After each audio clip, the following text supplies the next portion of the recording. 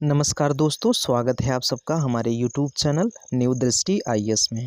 हम लोग बिहार स्पेशल या तो फिर बिहार जीके मान लीजिए कवर कर रहे हैं। इसमें हम लोगों ने बिहार एक संक्षिप्त अवलोकन, एक वीडियो ये और एक वीडियो इससे क्या हम लोगों ने सिलेबस से रिलेटेड अपलोड कर दिया है। 2 वीडियो अभी तक हम लोगों ने अपलोड कर दिया है, एक सिलेबस से रिलेटेड और एक क्या है कि बिहार एक संक्षिप्त अवलोकन के रूप में हम लोगों ने वीडियो अपलोड किया हुआ है। अब हम लोग बिहार के प्राचीन इतिहास को कवर करने जा रहे हैं। हम लोग स्टार्ट करेंगे प्रागैतिहासिक काल से और फिर प्रागैतिहासिक काल से स्टार्ट करेंगे, पूरे के पूरे प्राचीन बिहार के इतिहास को कवर करेंगे, फिर मध्यकालीन और आधुनिक बिहार को कवर करते हुए आगे अन्य विषयों को कवर करेंगे। तो इस प्रकार से हम लोग क्रमशः बिहार के जीके जीएस को पूरे के पूरे कवर करने वाले हैं। तो चलिए शुरू करते हैं। हम आज देखते हैं, आज की वीडियो में हम लोग पाषाण काल से स्टार्ट करेंगे, वैदिक काल के कुछ पॉइंट्स को लेंगे। अगले वीडियो में कुछ जो बचे होंगे वो वैदिक काल के लेंगे, जो बचेंगे वैदिक काल के जो छूटे होंगे वो लेंगे, और उसके साथ हम लोग जनपद काल और मगध के साम्राज्य को पढ़ने वाले हैं अगले वीडियो में। फिलहाल के लिए हम लोग आज का वीडियो स्टार्ट करते हैं।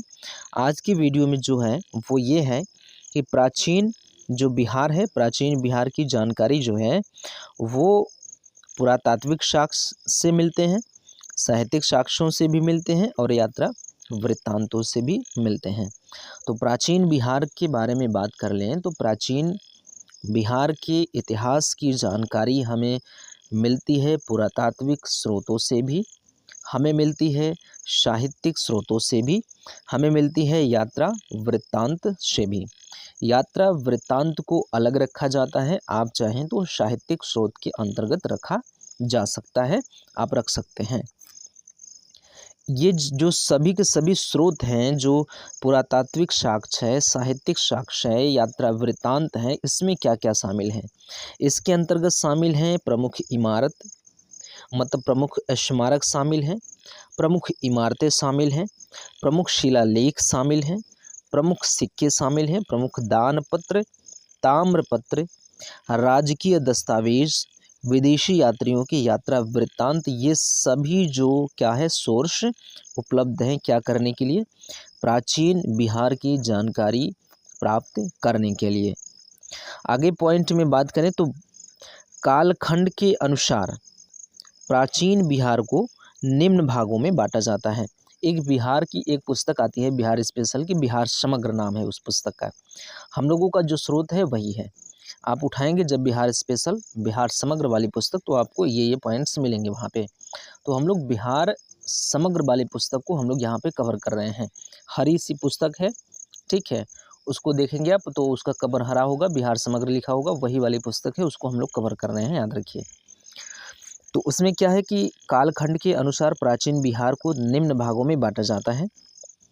पहला है पूर्व पाषाण काल, दूसरा मध्य पाषाण काल, तीसरा नव पाषाण काल, फिर ताम्र पाषाण काल, वैदिक काल, महाजनपद काल आदि कालों में बिहार को क्या करा जाता है, बांटा जाता है प्राचीन बिहार को। अब हम लोग बात करेंगे पूर्व पाषाण युग के बारे में।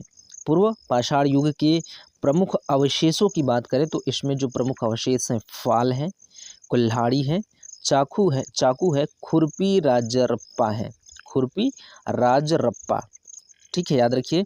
अगर आपसे पूछे कि पूर्व पाषाण युग के प्रमुख अवशेष जो कि बिहार से प्राप्त हुए हैं, इनकी बात हो रही है। जो यहाँ पे औजार आपको सामने दिख रहे हैं वो वही औजार यहाँ पे लिखे गए हैं जो कि बिहार वाले क्षेत्र से मिले हैं, ठीक है। तो पूर्व पाषाण युग में जो बिहार वाले क्षेत्र में औजार यूज होते थे वो फाल हैं, कुल्हाड़ी है, चाकू है, खुरपी राजप्पा है।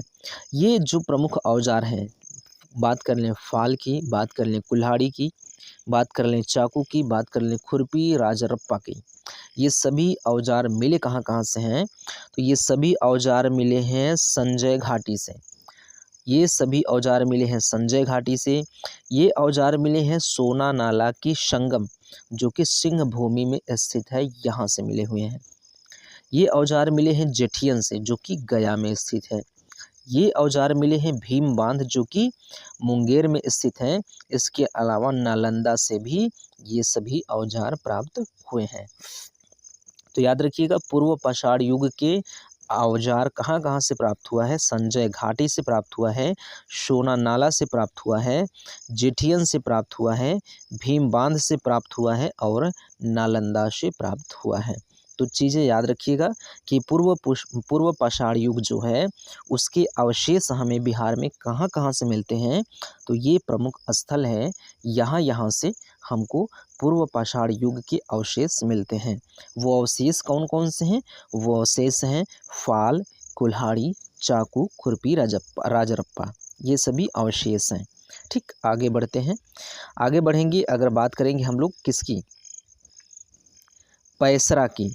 पैसरा की बात करें, पैसरा कहाँ है? मुंगेर में, याद रखिएगा। पैसरा के उत्खनन से पूरा पाषाण कालीन एस्यूलरी संस्कृति से संबंधित उपकरण प्राप्त हुए हैं। बेहद महत्वपूर्ण पॉइंट है, इसको स्किप जरा सा भी मत करिएगा, इसको याद करके चलिएगा कि पैसरा कहाँ पर है। सबसे पहले ये दिमाग में बैठाइएगा कि पैसरा है मुंगेर में, मुंगेर में है पैसरा, ये जानना पहले बेहद ज़रूरी है। कहाँ पर पैसरा है? मुंगेर में। उसके बाद आप याद रखिए कि जो एस्यूलरी संस्कृति है, अगर आपसे पूछे कि एस्यूलरी संस्कृति किस काल से रिलेटेड है, तो आपको बताना है पूरा पाषाण काल से संबंधित है एस्यूलरी संस्कृति। बिहार में एस्यूलरी संस्कृति के प्रमाण कहाँ से मिले हैं? मिला है पैसरा से, याद रखिएगा इसको। अब बढ़ते हैं हम लोग आगे और देखते हैं। बात करें मध्य पाषाण युग की। पाषाण युग को 3 भागों में बांटा जाता है, पूरा पाषाण काल, मध्य पाषाण काल और नव पाषाण काल। पूरा पाषाण काल को हम लोग पूर्व पाषाण काल भी कह सकते हैं, जो कि हम लोगों ने पिछले स्लाइड में देखा था। ये देखिए, पूर्व पाषाण युग हमने कहा है, ये पूरा पाषाण काल ही है। अगला जो काल है हम लोगों का, वो होता है मध्य पाषाण काल। मध्य पाषाण काल की बात करें तो इस काल से संबंधित जो अवशेष हैं बिहार में मुख्यतः मुंगेर जिले से प्राप्त हुए हैं। जो मध्य पाषाण काल के औजार हैं वो हमें कहाँ से मिले हैं? मुंगेर जिले से मिले हुए हैं। और ये अवशेष कौन कौन से हैं? ये छोटे छोटे टुकड़ों की बनी हुई वस्तुएं मिली हैं यहाँ से। तेज धार और नोक वाले औजार भी हमें प्राप्त हुए हैं। कहाँ से? मुंगेर से। रिलेटेड किस काल से हैं? मध्य पाषाण युग से रिलेटेड हैं। ठीक, तब बात करें हम लोग, अगर दोहराने का प्रयास करें तो मध्य पाषाण युग के बारे में बात करें तो इस काल से संबंधित अवशेष बिहार में मुख्यतः मुंगेर से मिलता है। कहाँ से? मुंगेर से। मुंगेर जिले से मिले क्या क्या हैं? मिले हैं छोटे छोटे पत्थरों के टुकड़े की बनी वस्तुएं मिली हुई हैं। इसके अलावा मिले हुए हैं तेज धार और नोक वाले औजार। तो ये सभी अवशेष मिले हैं कहाँ से? मुंगेर से, मध्य पाषाण काल से रिलेटेड। बात करें नव पाषाण काल की, तो इसके जो प्रमुख अवशेष हैं वो पत्थर के बने सूक्ष्म औजार हैं। पत्थर के बने सूक्ष्म औजार और हड्डियों के बने सामान, ये 2 प्रकार के औजार मिले हैं। किससे? नव पाषाण काल से संबंधित। नव पाषाण काल के अवशेष बिहार में क्या क्या मिले हैं? पत्थर के बने सूक्ष्म औजार मिले हुए हैं और हड्डियों से बने कुछ सामान मिले हुए हैं। ये प्राप्त कहाँ कहाँ से हुए हैं, इसके बारे में हम लोग बात करें तो सारण जिला में अगर बात कर लें तो सारण जिला में चिरांद से मिला हुआ है ये सभी औजार। कौन? पत्थर के बने सूक्ष्म औजार और हड्डियों के बने सामान। या कुल मिला के आप बात कर ले, इसको नव पाषाण काल से जोड़ सकते हैं।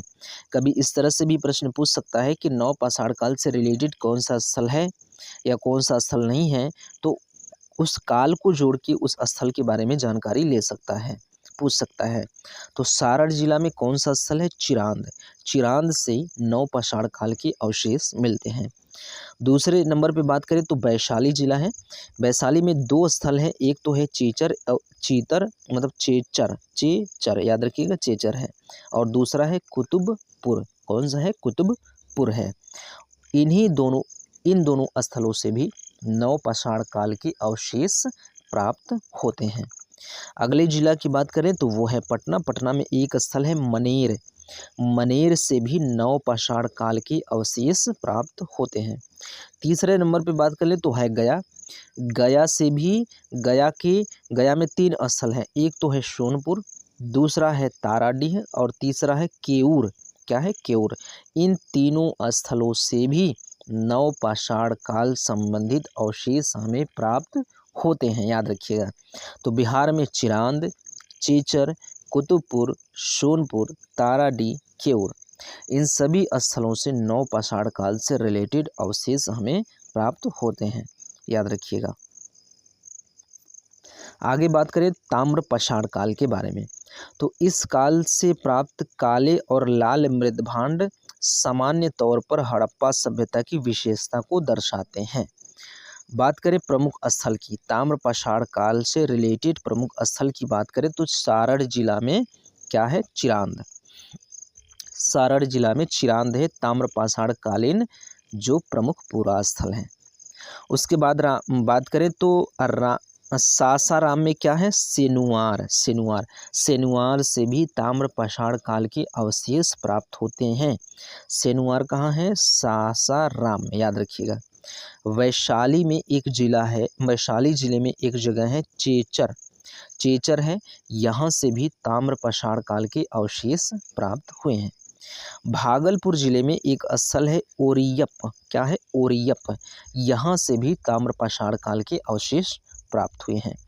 गया जिले में एक स्थल है, उसका नाम है सोनपुर। सोनपुर से भी ताम्रपाषाण काल के औजार प्राप्त हुए हैं। पटना में एक स्थल है मनेर। पटना में एक स्थल है मनेर, यहाँ से भी ताम्रपाषाण काल के औजार हमें मिले हैं। गया में एक स्थल है ताराडीह। ताराडीह से भी ताम्रपाषाण काल के औजार हमें मिलते हैं। एक जगह है राजगीर जिला। राजगीर जिला में एक जगह है घोड़ा कटोरा। क्या है? घोड़ा कटोरा, यहाँ से भी ताम्रपाषाण काल के औजार हमें प्राप्त मिलते हैं। अंततः बात कर ले हम लोग हस्तिनापुर की, तो इस जिले में एक स्थल है पांड। इस जिले से भी ताम्रपाषाण काल के अवशेष हमें प्राप्त होते हैं। तो याद रखिएगा, चिरांद, सेनुआर, चेचर, ओरियप, सोनपुर, मनेर, ताराडीह, घोड़ा कटोरा, पांड, इस सभी स्थलों से हमें ताम्रपाषाण युग के अवशेष प्राप्त होते हैं। तो याद रखिएगा, ताम्रपाषाण काल से रिलेटेड पूरा स्थल इसमें से कौन है या इसमें से कौन नहीं है, ऐसे करके सवाल पूछने के साथ साथ सुमेलित करने के लिए सवाल आपसे पूछे जा सकते हैं। तो इन चीज़ों को स्पष्ट रखिएगा। मांझी ओरियप सोनपुर, कहाँ पर? मांझी ओरियप कहाँ पर है? देखिए, मांझी ओरियप और सोनपुर।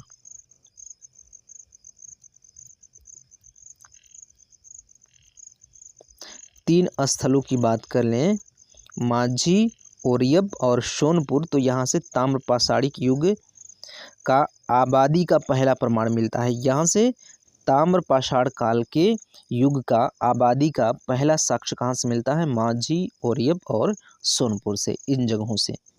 तो यहाँ से मिलता है ताम्रपाषाण काल से रिलेटेड आबादी का पहला प्रमाण, यहीं से मिलता है।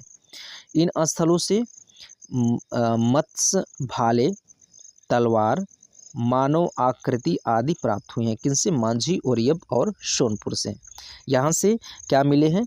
मत्स्य भाले मिले हैं, तलवार मिले हैं, मानव की आकृति मिली है, अन्य पूरा अवशेष भी यहाँ से प्राप्त हुए हैं। चिरांद तथा बक्सर से पूर्व उत्तरी काले चमकीले मृदभांड के प्रमाण मिले हैं। ये याद रखिएगा, चिरांद और बक्सर, काले चमकीले मृदभांड, ये महत्वपूर्ण है, याद रखिएगा, चिरांद तथा बक्सर से प्राप्त हुए हैं। अब हम लोग शुरू करेंगे वैदिक काल के बारे में। कुछ पॉइंट्स हम लोग इसी वीडियो में देखेंगे वैदिक काल से रिलेटेड, जो बचेगा अगले पॉइंट में, और उसके साथ साथ हम लोग अगले पॉइंट में पूरे के पूरे महाजनपद काल और उसके आगे के पॉइंट्स को कवर कर लेंगे। तो वैदिक काल के बारे में बात करें तो भारत में आर्यों का सर्वप्रथम आगमन सप्त सैंधव प्रदेश में हुआ था। भारत में आर्यों का आगमन सर्वप्रथम सप्त सैंधव प्रदेश में हुआ था। सप्त सैंधव प्रदेश का वर्तमान विस्तार कश्मीर, पाकिस्तान और पंजाब के अधिकांश भागों में था। तो वर्तमान में जो कश्मीर है, वर्तमान में जो पाकिस्तान है, वर्तमान में जो पाकिस्तान है, इनके अधिकांश भागों में उस समय सप्त सैन्यों का विस्तार था। यहाँ सिंधु व उसकी 5 सहायक नदियों के अलावा एक अन्य सरस्वती नदी का विस्तार होने की वजह से इसे सप्त सिंधु प्रदेश कहा जाता है। 5 सरस्वती की सहायक नदियाँ, ठीक है, 5 ये हो गई, मतलब 5 ऐसी नदियाँ जो सिंधु की सहायक नदियाँ, 5 कौन है, सिंधु की सहायक नदियाँ। तो 5 जो सहायक नदियाँ हैं वो, एक सिंधु 6 हो गई, और उनके अलावा एक नदी और बहती थी उस क्षेत्र में, सरस्वती नदी। कुल मिला के 7 नदियों का क्षेत्र होने की वजह से इसे सप्त सिंधु प्रदेश कहा जाता था। तो सिंधु की 5 सहायक नदियाँ और ये सरस्वती, और साथ में सिंधु तो है ही। तो 5 इसकी सहायक नदियाँ कौन कौन सी, सतलज, व्यास, रावी, झेलम और चिनाब। 1 2 3 4 5, सतलज, व्यास, रावी, झेलम, चिनाब, पांचों को याद रखिएगा।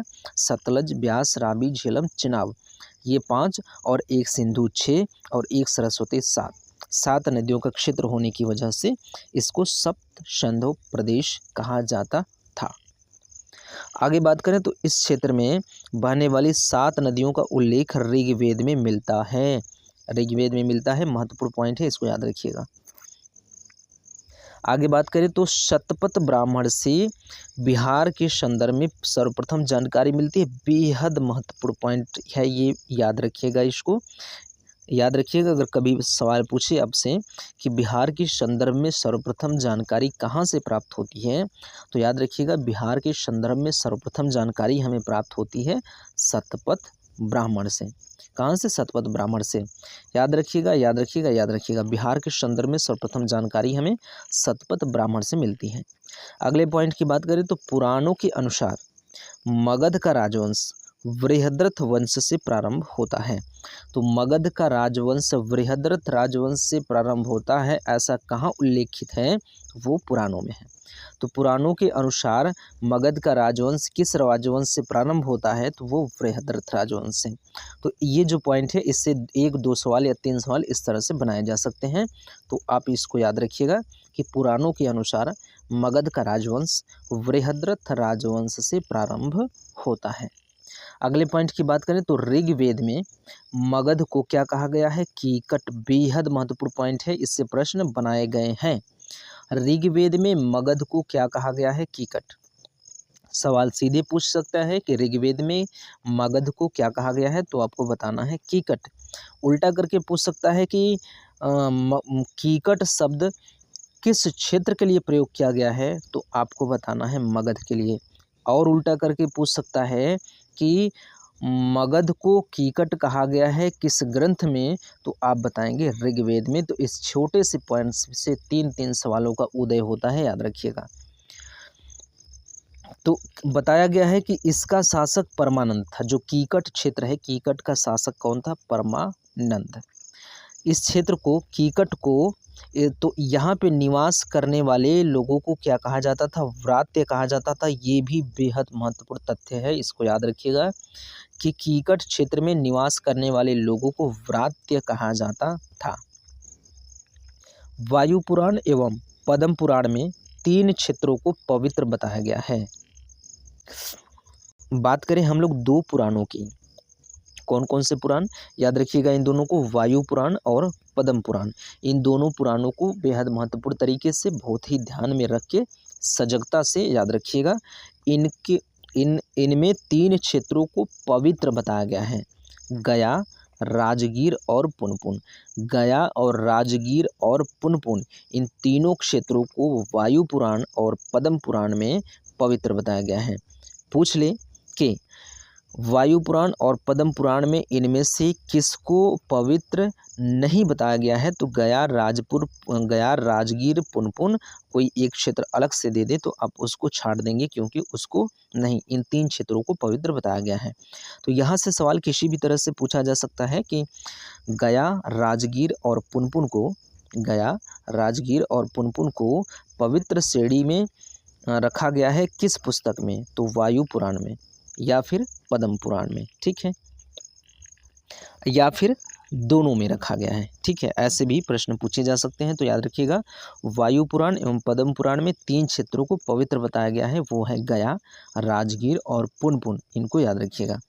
वराह पुराण में कीकट को एक पवित्र प्रदेश बताया गया है। वराह पुराण में कीकट को एक पवित्र प्रदेश बताया गया है, याद रखिएगा। सॉरी, यहाँ पे पवित्र नहीं, अपवित्र होना चाहिए। ये जो यहाँ पे मिस्टेक हुआ है लिखने में, इसको याद रखिएगा, अपवित्र होना चाहिए यहाँ पर, क्योंकि वराह पुराण में कीकट को अपवित्र प्रदेश बताया गया है। इसको सुधार लीजिएगा, इसको सुधार लीजिएगा, इसको सुधार लीजिएगा। बेहद महत्वपूर्ण पॉइंट है। वराह पुराण में कीकट को अपवित्र प्रदेश बताया गया है। कीकट को क्या बताया गया है? वराह पुराण में कीकट को अपवित्र प्रदेश बताया गया है। 1 मिनट, इसको साफ करें, इसको सुधार लीजिएगा। बहुत ही ब्लंडर गलती हुआ है यहाँ पे, याद रखिएगा। ये जो पवित्र लिखा हुआ है, इसको पवित्र नहीं, इसको अपवित्र करना है। मतलब अपवित्र नहीं करना है, अपवित्र याद रखना है। ठीक है, अपवित्र, ये अपवित्र है, याद रखिएगा। तो वराह पुराण में कीकट को अपवित्र कहा गया है, जबकि वायु पुराण एवं पद्म पुराण में 3 क्षेत्रों को पवित्र बताया गया है। वो 3 क्षेत्र हैं गया, राजगीर, पुनपुन। तो गया, राजगीर, पुनपुन को पवित्र बताया गया है, वो भी वायु पुराण और पद्म पुराण में। और कीकट को अपवित्र बताया गया है, वो भी वराह पुराण में। तो आगे हम लोग आगे की चीज़ें लेकर मिलेंगे, जो कि उस पुस्तक में दी गई हैं, जो कि जिसका नाम है बिहार समग्र। उसी पुस्तक के आधार पर हम लोग तैयारी कर रहे हैं बिहार स्पेशल की। तो याद रखिएगा, उसी पुस्तक में से शॉर्ट नोट्स होते हैं, तो उसके माध्यम से